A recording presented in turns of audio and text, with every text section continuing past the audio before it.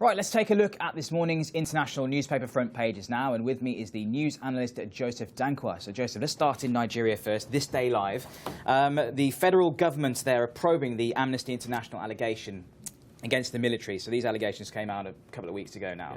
Yeah. What's the sort of at the heart of these allegations? Well, during the ongoing war against Boko Haram and apparently the military during their pursuit of Boko Haram to get rid of them from the northeastern Nigeria, certain crimes were committed, and therefore the Amnesty International said the military is part of those crimes. But they've forgotten that other people have also lost their lives. I mean, Boko Haram ran around killing innocent people, maiming, raping, systematically. How about those people? They also got rights, so it should be looked at both ends of the stick. So, because you see, people are quick to point out those who are out to liberate. How about those who have lost their lives? They should also seek some form of justice. And I believe that, yes, human rights should be protected and adhered to, but we should also give those who have been wronged the chance to receive justice. What do you think the federal government will be aiming to prove here? Well, the federal government has said that, according to the permanent secretary at the Foreign Ministry, Ambassador Lolo, he says that basically he's not saying there have been crimes committed, but he's saying that some actions had to be taken which were necessary to liberate the people of that area. And you see, this is goes to the heart of the Nigerian populace, whereby the fabric of the society was being threatened, and is being threatened by a group of unruly individuals. And the government has to take measures which are, expedient enough to get rid of these people who were basically running, doing what they liked, and and causing a lot of havoc. Very controversial story, and it will surely run and run until we get an outcome from that. Let's move on to Greece now, then, Joe. So the Kathimerini, Brussels talks go right into the night. So we've been talking about this so far on This Day Live. Do you think that Greece will leave the Eurozone should the talks not go their way? Well, the demands being given by the creditors, the Greece is not happy with it, because it's going to go into the heart of their way of life.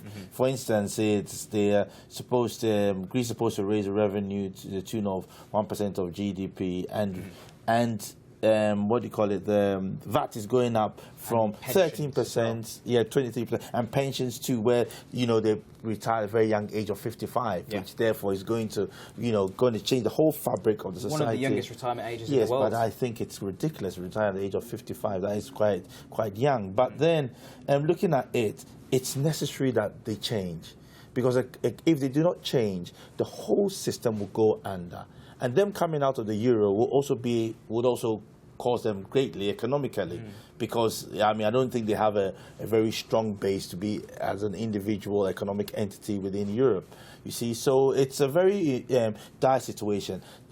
I would believe that they have to transform the economy and transform their system to meet the demands of their European creditors, because Europe, they would, as a country, would not benefit outside Europe. They should stay within Europe and then move forward. What about flirting with Russia then? I mean, is that a viable option if they choose to not go with what the creditors want? Could they go and seek some closer ties with Putin, maybe? Yeah, but there's a limit to what Russia can do. Russia has its problems internationally due to the war in Ukraine, and it's lost face within Europe, and it's been kicked out of the G7, which was formerly G8. Exactly. So therefore, even though they'll be able to give them assistance, how far-reaching would that assistance be? That's a question mark. It's better they stay within Europe, and the Europeans work together to build them, bring them in, and they move forward towards a great entity economically. Sure. We look ahead to what happens later on today, of course. Now let's move on to the UK's Daily Mail. The front page here, a really interesting sort of talking point for the migrants debate. So 350 Calais stowaways turfed off lorries in 4 hours. I mean, this is another angle to the whole migrant crisis at the moment. We've seen it all in the Mediterranean. We've seen it in Southeast Asia as well recently. How big a humanitarian crisis is this? This is very bad. It's big. And the thing is that the French troops or the French police and army are not helping the situation. They're standing by while many of these truckers are saying that they are vulnerable. So they've been advised to sit in their vans or their trucks, because many of these migrants are armed, and they could attack them, and they're desperate. I believe that the French need to stop them coming through, because it's our situation, and the British authorities should also make sure that they block the border as well. Well, the Deputy Mayor of Calais says it's Britain's problem. So, I mean, they're sort of washing their hands with it from one end. It's a really interesting kind of debate about responsibility, isn't it? But like you say, the desperation is something which really is hitting home with some of the pictures that we're seeing, isn't it? Yes, it's palpable, because you see, the high number of these migrants are from Eritrea, where they have a repressive regime which hasn't had elections for 23 years. And this is a regime who fought against Mengistu Haile Mariam for the independence. And the Eritreans are suffering politically under the present government, and many of them are running across Europe to seek refuge. And these are things which the European Union and the world at large should look to the source of the problem. Going to those countries, help, or in a way, make sure those countries transform so that these people will not run away from their country and become immigrants out elsewhere. Let's move on now, Joe, to the South African Times. So the front page here, charged Team Zuma over Bashir, says a top judge. So more pressure then, essentially, on the government to do something over the Omar al-Bashir saga. What do you think is the likely outcome of what we're going to see with Mr. Bashir here? Once he's left South Africa, I think that's the end of it. He would think twice.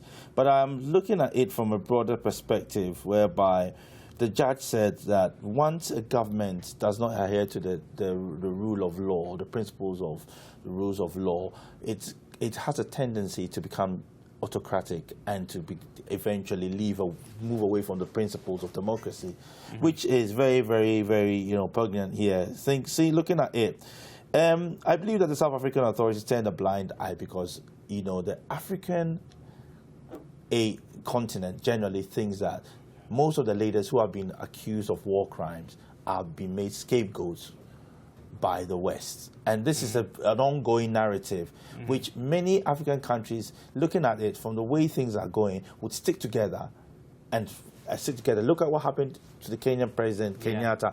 He had his case dropped, and his vice president is now being trialed. And Africans are saying that, no, anytime there's a problem with an African president, all Western countries gang up against them, and African countries are saying no, they don't want to do this anymore.